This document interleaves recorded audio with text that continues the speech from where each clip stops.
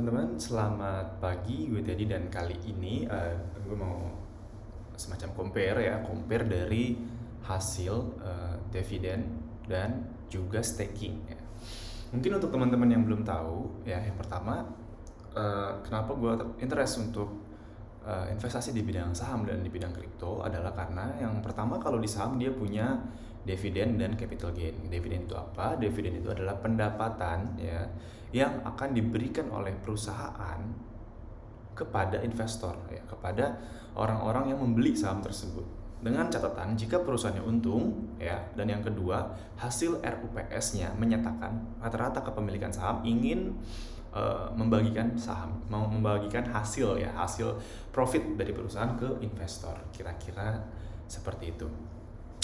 Nah, itu kalau di dividen tadi ya, di saham ya. Jadi kalau perusahaannya untung ya kita dikasih profitnya ya, dibagi-bagikan dalam per lembar saham biasanya. Nah, kalau misalnya di ini contohnya nih untuk saham dividennya yang gue dapetin dari BBTN atau Bank Tabungan Negara.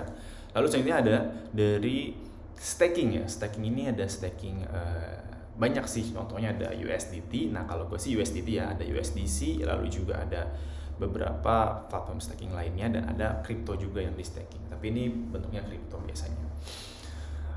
Kalau ini by the way gue staking di Pintu ya, Pintu, aplikasi Pintu kemana saja. Nah, ini juga cocok buat kita yang mau tertarik, mau coba gitu, dan APY-nya juga gede sih, 15%, dan dia masih ada promo sampai akhir bulan April ini.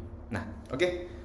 Oh iya, dengan maksimal 10.000 USDT ya. Ini gue cuma 1.500 USDT-an, kira-kira 22 jutaan. Oke. Nah, ini gue bahas dulu dari saham ya, karena gue memang mainnya di saham. Nah, kalau di saham sendiri, untuk bisa mendapatkan dividen itu kita harus bisa yang pertama kita harus pastiin ya, kita tahu gimana cara membaca laporan keuangan perusahaan. It's mean that perusahaan yang kita beli sahamnya harus perusahaan yang profit tentunya. Kalau nggak profit ya kita nggak bakal dapat dividen.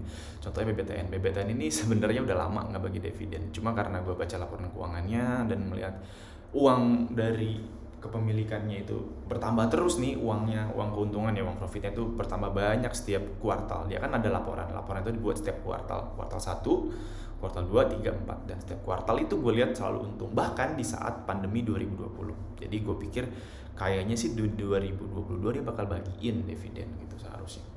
Nah, dan uniknya nih untuk memilih saham itu, kalau dari gue sih yang simpelnya ya, perusahaannya untung ya, ada ROE-nya juga besar, di atas 10% atau return of equity. Nah, terus juga ya manajemennya bagus lah, kira-kira seperti itu. Nah, itu simpelnya ya, kulitnya aja yang mau gue infokan. Nah, ini BBTN nih, dia tuh kemarin gue tertarik pilih dia selain dari profitnya juga bagus, manajemennya bagus, dan kemarin itu market cap-nya masih kecil ya, lebih kecil daripada nih total ekuitas atau total kepemilikan aset yang dia miliki. Aset itu kalau nggak salah masih nyisa 50T gitu. Jadi gue kayak ibaratnya tuh kayak beli mobil BMW gitu ya.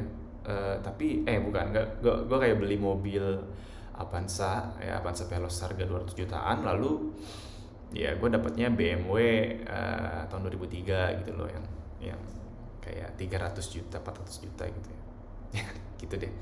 Nah, jadi untung 100 juta kan kira-kira. Nah, itu nih, ini pembagian saham BBTN. Gue beli sebanyak 16.700 lembar ya. Ini lembar, dan ini total dividennya yang diperoleh sebanyak Rp22 per lembar saham.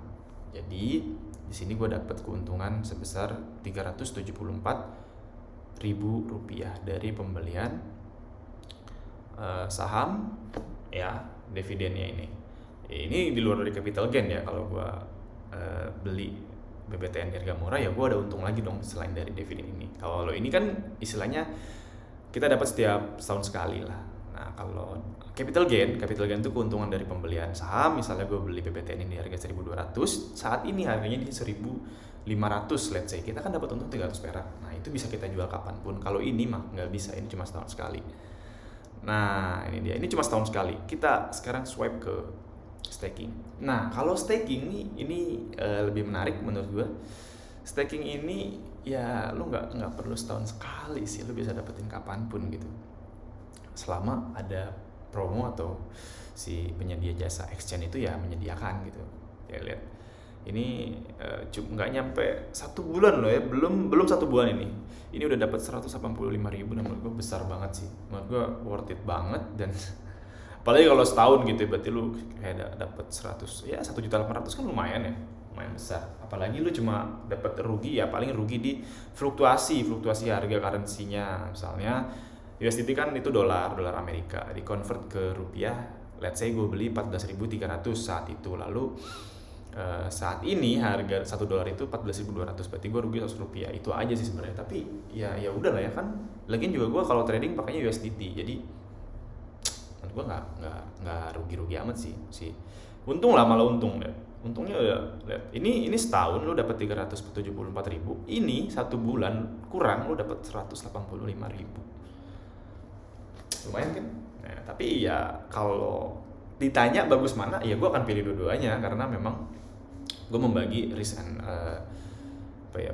dan portofolio gue gitu loh. Ada yang di saham, ada yang di kripto, ada yang di emas, ya beberapa gitu lah. Kalau di properti nggak punya, soal duitnya masih kurang.